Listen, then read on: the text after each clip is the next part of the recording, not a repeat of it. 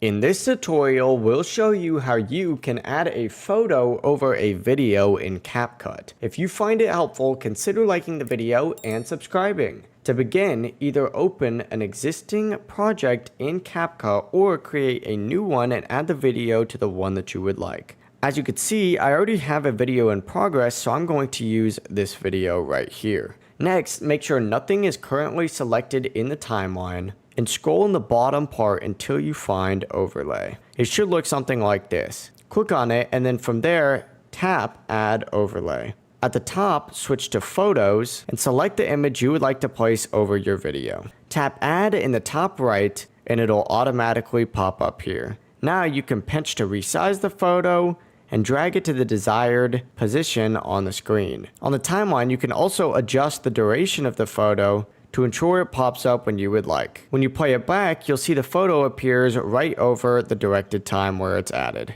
And just like that, you've now added an overlay photo in CapCut. If you have any questions, let us know down in the comments below and make sure to leave a like and subscribe for more videos like this. Thank you and have a good rest of your day. Bye bye.